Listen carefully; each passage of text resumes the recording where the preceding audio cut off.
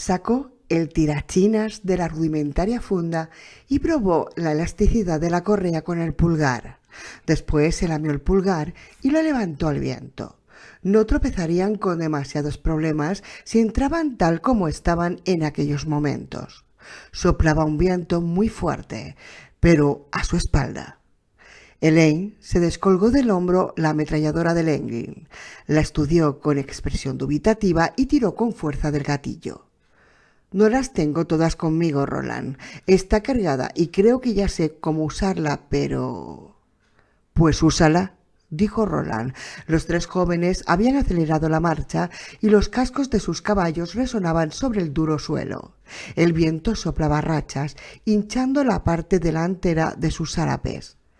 Está destinada a este tipo de trabajo. Si se encasquilla, déjala y utiliza el revólver. ¿Estáis preparados? Sí, Roland. ¿Bert? Ea, contestó Cuthbert con un exagerado acento de Humphrey. Lo estoy. Por delante de ellos, unos grupos de jinetes levantaban grandes polvaredas al pasar por delante y por detrás de los depósitos, preparando la columna para la partida. Los hombres de a pie miraron con curiosidad a los que se acercaban, pero con una fatídica ausencia de alarma. Roland sacó sus dos revólveres. «¡Gilead!», gritó. «Gilead!». Lanzó a Rasher al galope y los otros dos muchachos hicieron lo mismo con sus cabalgaduras.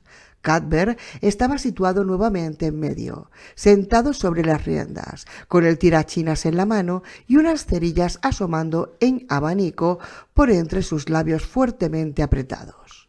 Los pistoleros se arrojaron sobre la roca colgante, hechos una furia.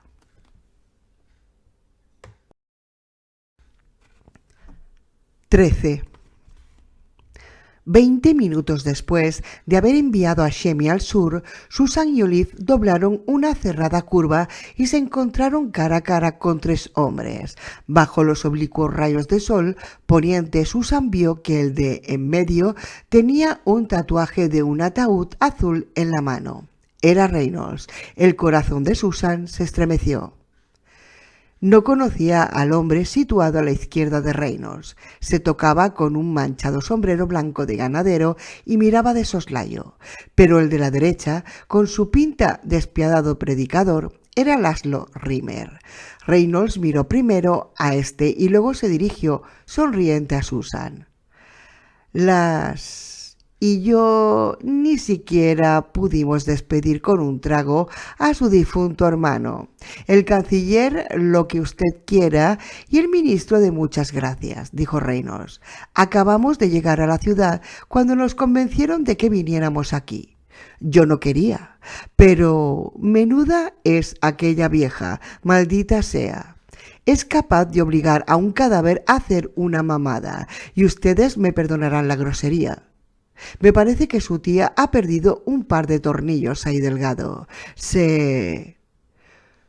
Sus amigos han muerto, le informó Susan.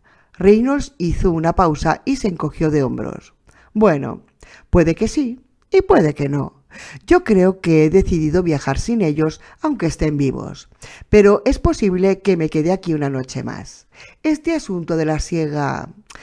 He oído hablar mucho de las cosas que hace la gente en las exteriores, especialmente en lo de la hoguera.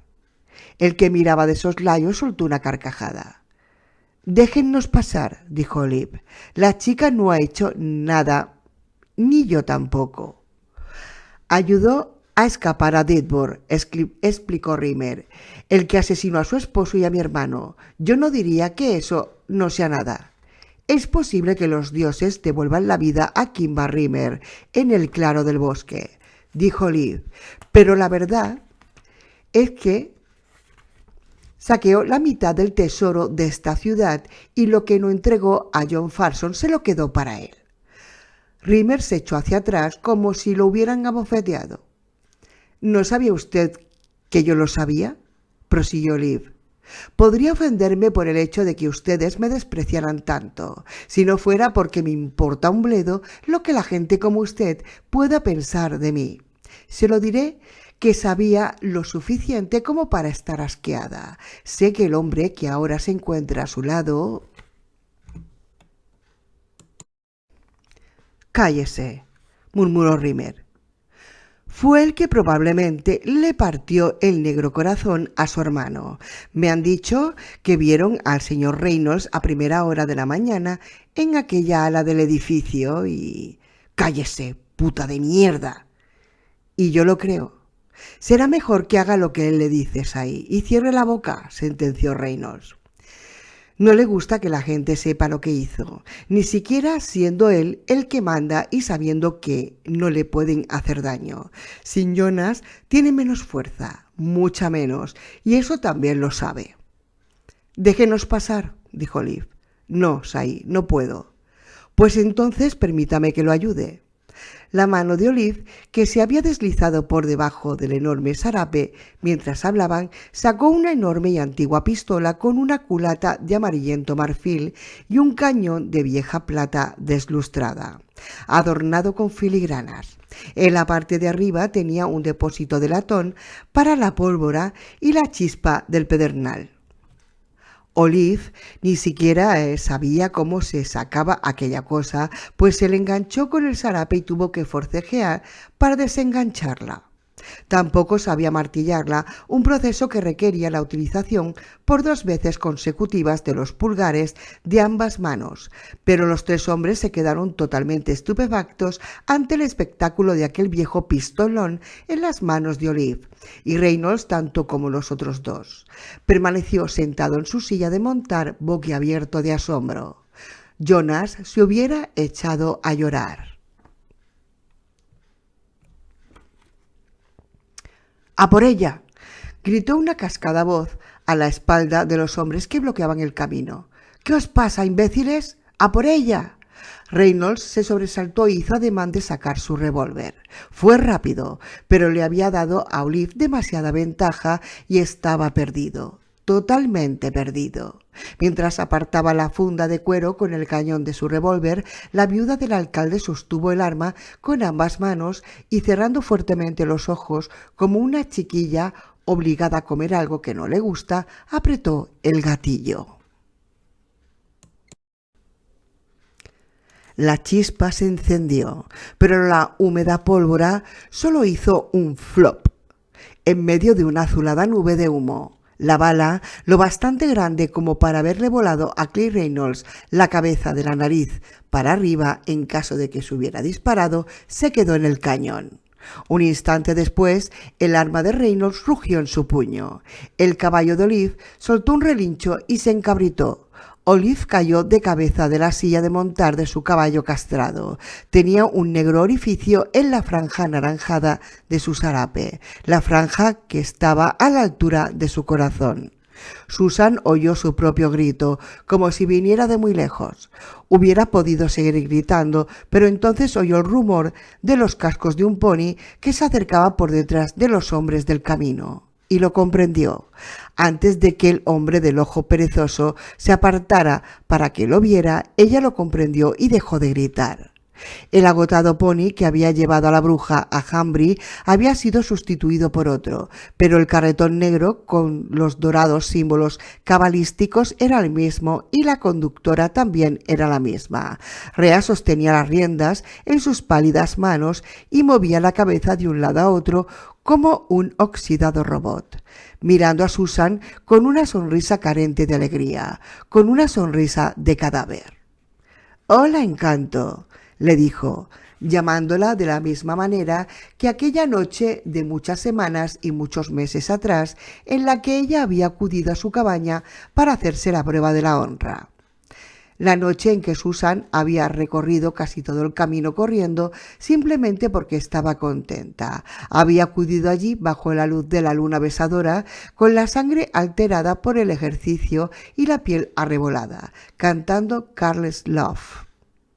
«Tus amiguetes y tus compañeros de juerga se han llevado mi bola de cristal, ¿sabes?», dijo Rhea, chasqueando la lengua para que el pony se detuviera unos pasos de los jinetes. Hasta Reynolds la miró con inquietud. «Esos chicos malos se han llevado mi precioso glam».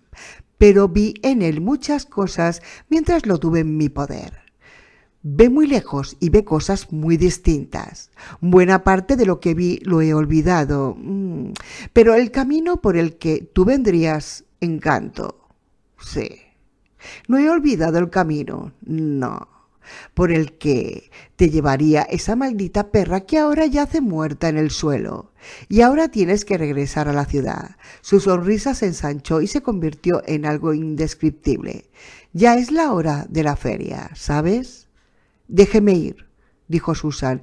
Déjeme ir si no quiere responder de sus actos ante Roland de Gilead. Rhea no le prestó atención y se dirigió a Reynolds. Átale las manos delante y colócala en la parte de atrás del carretón. Hay personas que la querrán ver, la querrán echar un buen vistazo, pero eso es lo único que podrán hacer. Si su tía ha hecho bien su trabajo, habrá mucha gente en la ciudad. Levántala de la silla de montar y haz bien las cosas. 14. Elaine tuvo tiempo para detenerse en un pensamiento muy claro. Habríamos podido rodearlos, si es cierto lo que dice Roland. Lo único que importa es la bola de cristal del mago, y eso ya lo tenemos. Lo hubiéramos podido rodear. Solo que no hubiera sido posible. 100 generaciones de sangre de pistoleros no lo hubieran permitido, tanto si la torre existía como si no. Era intolerable que los ladrones se quedaran con su botín, siempre que esto se pudiera impedir. Elaine se inclinó hacia adelante y habló directamente al oído de su caballo. Como te muevas o te encabrites cuando yo empiece a disparar, te salto la tapa de los sesos. Roland los guió, adelantándose a ellos gracias a la superior fuerza de su caballo.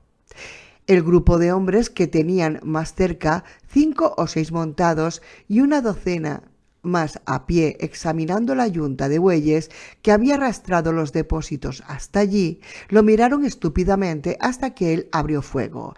Entonces se desperdigaron como unos cobardes y sus caballos huyeron abriéndose en un abanico cada vez más amplio, con las riendas colgando y en un caso arrastrando un soldado muerto.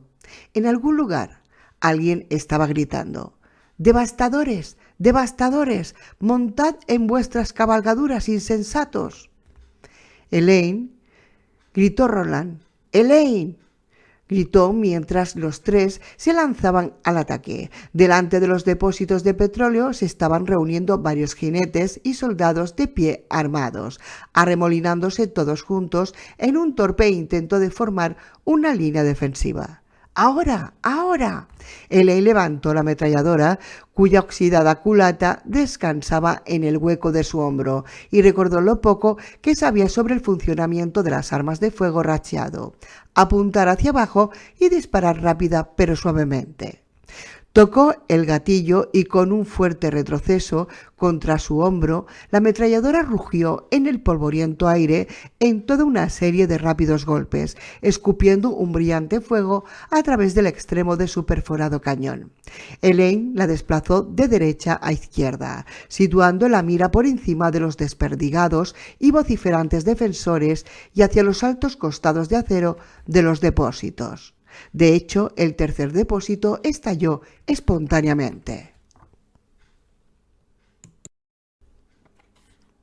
El estruendo que produjo fue totalmente distinto al de cualquier otra explosión que Elaine jamás hubiera oído en su vida. Un ronco sonido como de un gigantesco desgarro muscular, acompañado de un brillante destello de fuego rojo anaranjado. La cáscara de acero se elevó partida en 2 mitades. Una de ellas voló unos 30 metros por el aire y cayó sobre el suelo del desierto, convertida en una impresionante estructura en llamas. La otra se elevó en medio de una columna de humo negro y grasiento. Una rueda de madera en llamas voló por el aire como si fuera un plato y volvió a caer dejando un reguero de chispas y astillas en llamas. Los hombres huían entre gritos, algunos en pie y otros tendidos sobre la grupa de sus monturas y agarrados a sus cuellos con los ojos abiertos de espanto. Cuando Elaine llegó al final de la hilera de depósitos, invirtió la dirección del cañón. Ahora la ametralladora le ardía en las manos, pero su dedo seguía apretando el gatillo. En este mundo uno tenía que utilizar lo que podía mientras siguiera funcionando. Bajo su cuerpo, su caballo corría como si hubiera comprendido todo lo que él le había murmurado al oído. «Otro, quiero otro». Pero antes de que pudiera hacer volar otro depósito, la ametralladora dejó de disparar, tal vez porque se había encasquillado o probablemente porque estaba vacía. Elaine la arrojó a un lado y sacó su revólver. Oyó a su lado el sordo silbido del tirachinas de Cuthbert sobre el trasfondo de los gritos de los hombres, los cascos de los caballos y el zumbido del depósito en llamas. Elaine vio en el cielo un trémulo gigantesco arco bajando justo sobre el lugar en que Cuthbert había apuntado. El charco de petróleo que había alrededor de las ruedas de madera de un depósito en el que figuraba la palabra Sunoco. Elaine vio durante un instante con toda claridad una línea de una docena de orificios abiertos en el brillante costado del depósito, abiertos con la ayuda de la ametralladora del señor Langley. Inmediatamente se escuchó el fragor y se vieron las llamas de la gran explosión. Instantes después, los orificios abiertos en el costado del depósito empezaron a brillar. El petróleo que había debajo de ellos estaba ardiendo. «¡Fuera de aquí!», gritó un hombre tocado con un desteñido sombrero de campaña. «Está a punto de estallar. Van a saltar por...». Elaine disparó contra él, reventándole la parte lateral del rostro y haciéndole salir disparado de una de sus viejas y torcidas botas. Poco después estalló el segundo depósito. Un panel de acero en llamas salió volando y aterrizó en el charco de crudo cada vez más grande que se había formado bajo un tercer depósito, provocando su estallido. Un denso humo negro, semejante a los vapores de una pira funeraria, se elevó en el aire, oscureciendo el día y extendiendo un grasiento velo por delante del sol. 15. A Roland y a los 14 pistoleros en periodo de prácticas les habían sido descritos con todo detalle los 6 principales lugartenientes de Farson, y ahora aquel identificó de inmediato al hombre que estaba corriendo hacia la remuda. George Látigo. Roland hubiera podido abrir fuego contra él mientras corría, pero, por una curiosa ironía, ello hubiera permitido que la huida fuera más limpia de lo que él quería. En su lugar disparó contra el hombre que estaba corriendo a su encuentro. Látigo giró sobre los talones de sus botas y los miró con unos ardientes ojos rebosantes de odio. Después reanudó su carrera, llamando a otro hombre y a los jinetes que se habían apretujado más allá de la zona que estaba ardiendo. Estallaron otros 2 depósitos cuyos sordos puños de hierro golpearon los tímpanos de Roland y parecieron aspirar el aire de sus pulmones como una resaca. Según el plan, Elaine tenía que perforar los depósitos y Cuthbert debía disparar toda una serie ininterrumpida de grandes petardos para que prendiera fuego el petróleo que se estaba derramando. El único petardo que disparó pareció confirmar la viabilidad del plan, pero fue el último trabajo que hizo Cuthbert aquel día con su tirachinas. La facilidad con la que los pistoleros habían penetrado en el perímetro del enemigo y la confusión que provocó su ataque inicial se hubieran podido atribuir al cansancio y a la falta de experiencia, pero la ubicación de los depósitos había sido un error exclusivamente de Látigo y de nadie más. Los había amontonado sin pensar y ahora estaban estallando todos, uno tras otro. En cuanto empezó la deflagración, ya no hubo manera de detenerla. El trabajo ya estaba hecho antes incluso de que Roland levantara el brazo izquierdo y lo hiciera girar en el aire para indicarles a Elaine y Cuthbert que se retiraran. El campamento de Látigo se había convertido en un infierno, y los planes de John Farson de un ataque motorizado ya no eran más que una densa humareda negra dispersada por el viento de fin de año. «¡Alejaos de aquí!», gritó Roland. «¡Alejaos ahora mismo!». Galoparon hacia el oeste en dirección al cañón de la Armella. Mientras se alejaban, Roland oyó el silbido de una bala que pasó junto a su oído izquierdo. Que él supiera, fue el único disparo que efectuaron contra ellos durante su ataque a los depósitos de petróleo. 16. Látigo estaba enteramente dominado por un éxtasis de furia y de cólera que parecía estallar en el cerebro y que probablemente fue muy clemente con él, pues le impidió pensar en lo que haría el hombre bueno cuando se enterara de su fracaso. Lo único que de momento le importaba era atrapar a los hombres que le habían tendido la emboscada, siempre y cuando se considerara posible una emboscada en una zona desértica. ¿Hombres? No. Los muchachos que habían provocado aquel desastre. Látigo sabía muy bien quiénes eran. No sabía cómo habían llegado hasta allí, pero sabían quiénes eran y estaba firmemente decidida a conseguir que su carrera terminara allí mismo, al este de los bosques y de las lomas. «Hendrix», rugió. Por lo menos Hendrix había conseguido mantener a sus hombres, media docena, todos montados, cerca de la remuda. «Hendrix, ven aquí». Mientras Hendrix se acercaba cabalgando, Látigo dio media vuelta y vio a un grupo de hombres contemplando los depósitos en llamas. Al ver sus bocas abiertas y sus estúpidos y jóvenes rostros de oveja, sintió deseos de ponerse a gritar y de pegar saltos de furia, pero se negó a ceder a su impulso. Conservó su angosto rayo de concentración dirigido contra los atacantes a los que bajo ninguna circunstancia se les debería dejar escapar. «¡Tú!», les gritó a los hombres. Solo uno de ellos se volvió. Látigo se acercó a ellos y sacó la pistola mientras avanzaba.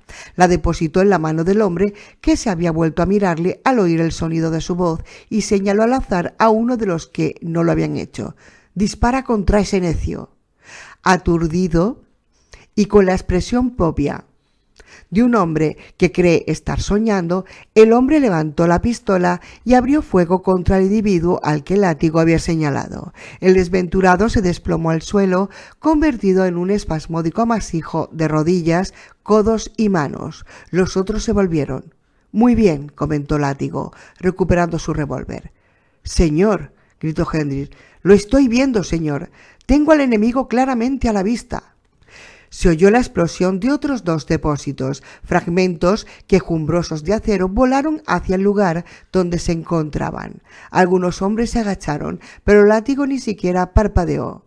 Hendrix tampoco. Gracias fueran dadas a Dios, porque al menos había uno como él en medio de aquella pesadilla.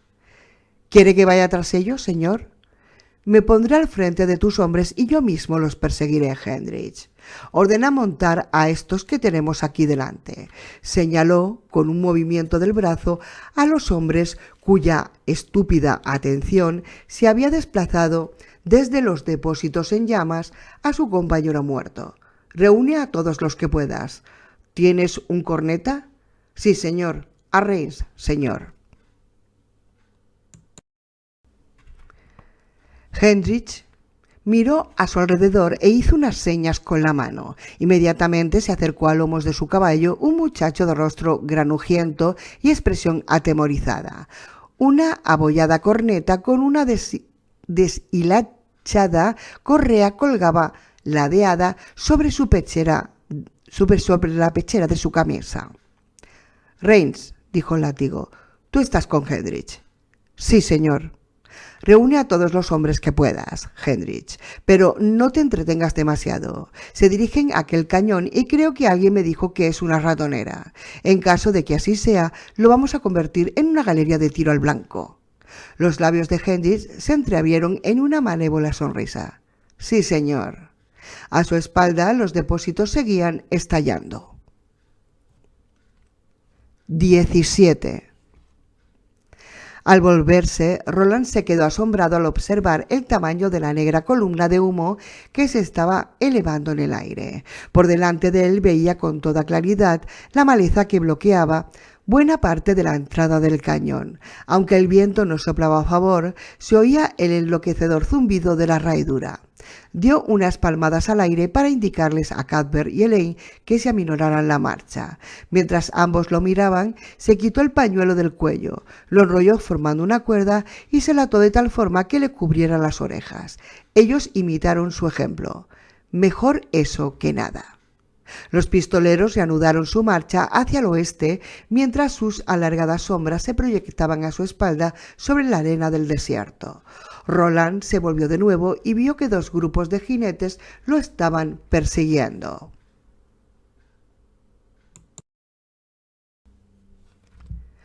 Le pareció que al frente del primero de ellos iba Látigo, que estaba minorando deliberadamente la marcha de sus hombres para que ambos grupos se pudieran juntar y atacar simultáneamente. Muy bien, pensó. Los tres cabalgaban hacia el cañón de la Armella en una apretada fila, refrenando sus caballos para que sus perseguidores pudieran acortar distancias. De vez en cuando, la explosión de algunos de los depósitos restantes rasgaba el aire y estremecía el suelo. Roland estaba sorprendido de lo fácil que había sido todo. Aquello le hizo recordar unas fiestas de la siega de muchos años atrás, cuando él y Cuthbert no tendrían más de 7 años y armados con unos palos corrían por delante de toda una hilera de espantapájaros derribándolos uno a uno. El rumor de la herradura le estaba penetrando en el cerebro, a pesar del pañuelo que le cubría los oídos y le hacía llorar los ojos. Oía a sus espaldas los gritos de sus perseguidores. Le encantaba. Los hombres de Látigo habían calculado sus posibilidades. 2 docenas contra 3 hombres, sin contar los restantes hombres de sus fuerzas que estaban cabalgando al galope para incorporarse a la batalla, y su entusiasmo había vuelto a renacer. Roland miró al frente y dirigió a Rasher hacia la hendidura de la maleza que señalaba la entrada del cañón de la Armella. 18. Hendricks se situó al lado del Látigo, respirando afanosamente y con las mejillas arreboladas. «Señor, pido permiso para informar». «Hazlo». «Tengo 20 hombres y puede que haya aproximadamente el triple galopando a toda velocidad para reunirse con nosotros». Látigo no le prestó atención. Sus ojos eran unas claras manchas de hielo azul. Por debajo del bigote, sus labios esbozaban una ávida sonrisa.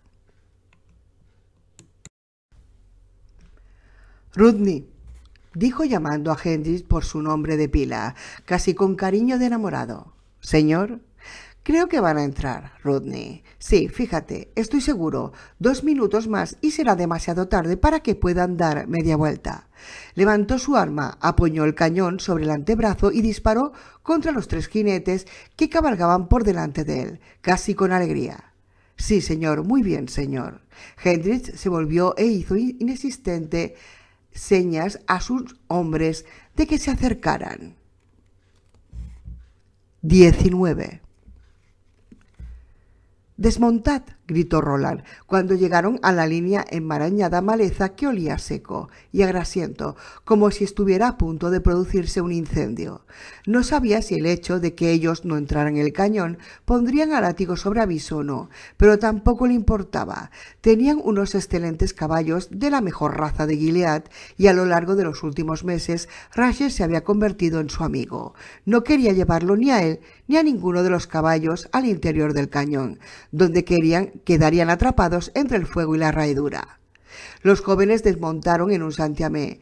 Elaine tomó la bolsa de la bola de cristal que estaba en el arzón de su silla de montar y se la colgó del hombro. Su caballo y el de Cuthbert corrieron inmediatamente en sentido paralelo a la maleza, soltando relinchos, pero Rasher permaneció inmóvil un momento, mirando a Roland.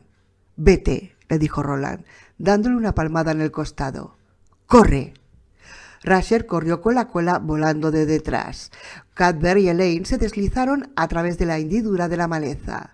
Roland los siguió, mirando al suelo para asegurarse de que el reguero de pólvora seguía en su sitio. Allí estaba, y todavía sueco, pues no había caído ni una sola gota de lluvia desde el día que lo colocaron. Cadber, dijo, cerillas. Cadber le entregó unas cuantas. Esbozaba una sonrisa tan ancha que era un milagro que las cerillas no se le hubieran caído de la boca. Les hemos calentado el día, ¿verdad, Roland? En efecto, contestó Roland, sonriendo a su vez. Entra y dirígete a aquella especie de chimenea. Déjame hacerlo a mí, dijo Cadber. Por favor, Roland. Entra tú con Elaine y deja que me quede yo. En mi fuero interno no soy un pirómano y siempre lo he sido. No, contestó Roland. Eso me corresponde a mí. No discutas conmigo. Entra y dile a Elaine que cuide de la bola de cristal del mago. Ocurra lo que ocurra. Cadber se lo quedó mirando un momento y después asintió con la cabeza. No tardes demasiado. No tardaré. Que crezca tu suerte, Roland, y que la tuya crezca al doble. Cadber se alejó a toda prisa, pisando ruidosamente con sus botas las piedras sueltas que alfombraban el suelo del cañón. Llegó al lugar donde estaba Elaine, el cual levantó su mano hacia Roland. Roland asintió con la cabeza y se agachó cuando una bala pasó tan cerca de su sien que le llegó a rozar el ala del sombrero. Se agachó a la izquierda de la hendidura de la maleza y miró a su alrededor mientras el viento le azotaba el rostro. Los hombres de látigo se estaban acercando con gran rapidez, con más rapidez de la que él esperaba. Si el viento apagaba las cerillas... Déjate de síes, mantente firme, Roland, mantente firme, espéralos. Se mantuvo firme, sosteniendo una cerilla sin encender en cada mano mientras miraba a través de las ramas entrelazadas. Los orificios de su nariz aspiraban el fuerte aroma del mezquite y el petróleo en llamas. El zumbido de la raidura le llenaba la cabeza y le producía una sensación de aturdimiento que lo hacía sentirse un extraño. Recordó la sensación que había experimentado en el interior de la rosada tormenta, volando por el aire, y cómo lo habían apartado de la visión de Susan. Gracias a Dios que está Shemi, pensó con cierta distancia. Él se encargará de que termine el día en algún lugar seguro. Pero el gemido de la raidura parecía burlarse de él y preguntarle si había algo más que ver allí dentro. Ahora Látigo y sus hombres estaban cubriendo al galope los últimos 300 metros que los separaban de la entrada del cañón, y los que iban rezagados estaban acortando rápidamente distancias. Sería muy difícil que los que iban delante se detuvieran de repente sin correr el riesgo de ser derribados. Había llegado el momento. Roland sujetó una de las cerillas entre los dientes y la rascó hacia adelante. La cerilla se encendió, soltando una cálida y agria chispa en su húmeda lengua. Antes de que la cabeza de la cerilla ardiera del todo, Roland la acercó a la pólvora de la trinchera. Esta se encendió de inmediato, corriendo hacia la izquierda por debajo del extremo norte de la maleza en forma de brillante hilo amarillo. Roland se inclinó sobre la abertura de la maleza, lo bastante ancha como para que entraran dos caballos muy pegados el uno al otro. Con la segunda cerilla entre los dientes, la incendió en cuanto estuvo un poco resguardado del viento y la arrojó a la pólvora. Al oír el chisporroteo y el silbido, se volvió y echó a correr.